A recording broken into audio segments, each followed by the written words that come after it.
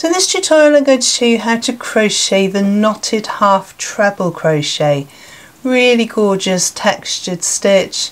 It's really quite a neat looking stitch, very tidy, and it's a one row repeated pattern, so it's the same on the front as it is on the back.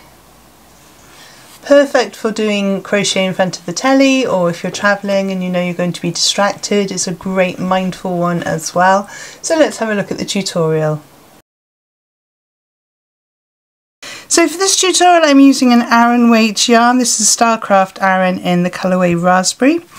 I've gone up 1/2 millimetre to what I would normally use with this size yarn. I've gone for a 5.5. You could go for an extra 1/2 millimetre or an extra millimetre just to give you a bit of looseness. Some of the stitches you do need to keep loose in this pattern.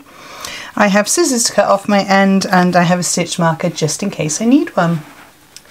So for this stitch we're going to need a foundation chain. So we're going to start off with a slip knot. You can do this in whichever way you prefer.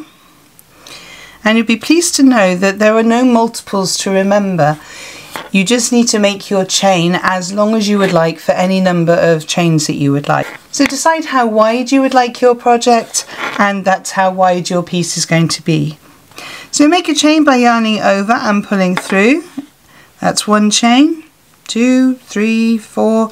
You don't need to count, you just need to decide when you're happy with the length that you have. And I'm happy with that length, so I'm going to make mine however many chains that is. So pause the video now whilst you make your foundation chain as long as you would like it to be, and I shall see you in a moment for row 1. So for row 1 then, we are going to make a double crochet in the second chain from the hook. That's UK terms. In US you'll be making a single crochet. So we never count the one on the hook, so 1, 2. We're going to insert into that second chain, yarn over, pull through. You should have 2 loops on your hook, yarn over and pull through the 2 loops. And we're going to put a double crochet in each of the chains all the way back down the row. So pause the video now whilst you work back down your foundation row, and I shall see you in a moment. So I've decided I'm going to change hooks because this colour is not particularly easy to see on your screens, so I'm going in with a silver hook. Hopefully that will make things a bit easier. So with row 2 then, we're going to chain 1. Now keep this chain 1 really loose because we're going to be using this stitch as we go along. So make sure that's nice and loose, and we're going to turn our work. So we're going to be working into this very first space here. And what we're going to do is yarn over, insert into the stitch, yarn over and pull a loop back through. You should have 3 loops on your hook. It's sort of the start of a treble. We're then going to go into the next stitch. So we're going to yarn over, insert into the next stitch, yarn over and pull a loop back through. You should have 5 loops on your hook now. And you're going to yarn over and pull through all 5. And that's our first knot complete. Now we don't finish this off with a chain to tie it off, we just leave it as it is. So for the next stitch now, we're going to work into the last stitch we just worked into. And we're going to do exactly the same thing again. So yarn over, insert into that stitch we've just worked into, yarn over and pull up a loop. We should have 3 loops on our hook. Yarn over and insert into the next stitch, yarn over and pull up a loop. We should have 5 loops on our hook, yarn over and pull back through all 5 loops. So we've made 2 knotted half treble crochets there. So we're going to repeat this down the row until just before we get to the end. So let's just do that one more time together. So yarn over, insert into the last stitch that we worked into, yarn over and pull back through. Just have 3 loops on your hook, yarn over, insert into the next stitch, yarn over and pull a loop through. You should have 5 loops on your hook, yarn over and pull through all 5. And there we have 3 knotted half trebles. So continue in exactly the same way all the way down the row until you get to just before the end, and I will show you how we need to finish off our row.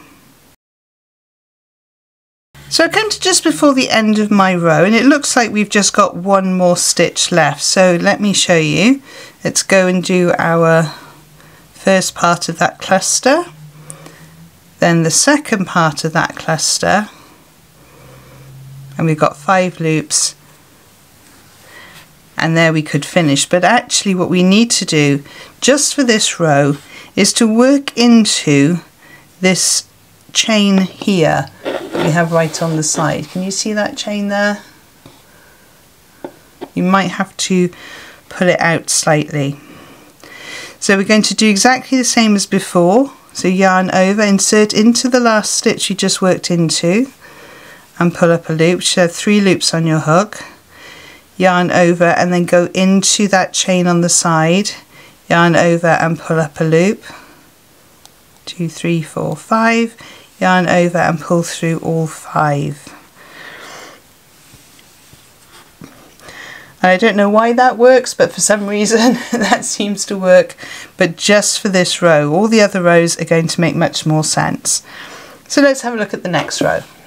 So for the next row then we're going to loosely chain 1, remember keep that very loose, turn our work, and we're going to be working into that chain that we just made, doing the cluster that we've been doing. So I'm going to yarn over, go into that chain, yarn over and pull up a loop. I've got 3 loops on my hook. Then we're going to work into the stitch. So yarn over into the stitch, yarn over, pull up a loop. There's our 5 loops. Yarn over and pull through all 5. Yarn over, insert into the stitch we've just done. Yarn over and pull up a loop. There's your 3. Yarn over, insert into the next stitch, yarn over, pull up a loop, there's your 5 loops, yarn over and pull through all 5. So we're just going to carry on down this row in exactly the same way that we were doing on the previous row. It's just that beginning is slightly different, and this is the repeated row for the rest of the pattern. So in each row you need to loosely chain 1 and then work into that chain 1, and then do your cluster of stitches in exactly the same way. So I'm going to work down to the end of the row, and I'll show you what to do at the end of the row. So I'm just going up to the end now, so I'm going to yarn over, insert, yarn over, pull through, 3 loops on my hook, yarn over, insert into the next stitch, 1, 2, 3, 4, 5, just checking, and there I have my last stitch. You should have the same number of knotted half trebles on each row, so I'm just going to check that I have 1, 2, 3, 4, 5, 6, 7, 8, 9, 10, 11, 12, 13, 14, 15, 16. And on this row I have 1, 2, 3, 4, 5, 6, 7, 8, 9, 10, 11, 12, 13, 14, 15, 16. So it's worth checking just for the first few rows till you get the hang of it, especially because of that little awkward chain 1 at the beginning of the row.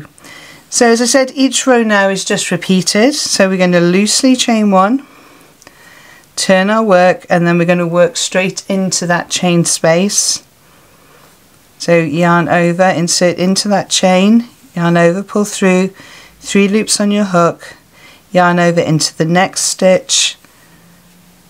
Have 5 loops on your hook, yarn over and pull through all 5, and then you just carry on in exactly the same way as we've been doing. So apologies if my voice is going, I am suffering from a bit of hay fever here.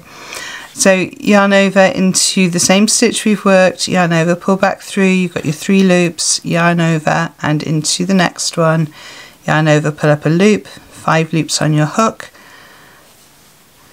and we're well away into the next row. So this is a really simple stitch once you get going. I'm going to work up a few more rows for you to see how it looks, and I shall see you in a moment. So I've just worked up a few more rows for you to see how it looks. It's a very tidy looking stitch. Obviously it's the same on the front and the back, being a 1 row repeated pattern. It feels quite a thick pattern, but not too much of a yarn eater, but it does have a nice density to it if you were wanting to use it for coasters or pot holders, or even a nice warm scarf or blanket. It's a very lovely stitch, very pretty stitch, and it works up super quickly. And I was getting so engrossed in this, like, oh, I have to stop now because I need to record this bit. So it's definitely one that you could sort of sit in front of the TV and, you know, crochet away without having to worry about your stitches. As long as you keep counting, so you know you've got the right number of stitches, you're good to go. So if you've enjoyed this tutorial, please give it a thumbs up. It helps the algorithm do all of its things. And let me know in the comments below whether or not you're going to use this stitch, if you've tried it before, what would you use it for. I'd love to know what sort of projects you think it would be good for. If you've enjoyed seeing my stitch marker today, I have lots of stitch markers and other crochet notions at shop.conquercrochet.com, and that again really helps to keep the channel going by shopping through my website, or you can find me on Etsy at conquercrochet.etsy.com. I shall pop 2 more videos on the side of the screen just over here to help you on your crochet journey, and I will see you in those videos there. Thank you so much for joining me on this one, and happy hooking!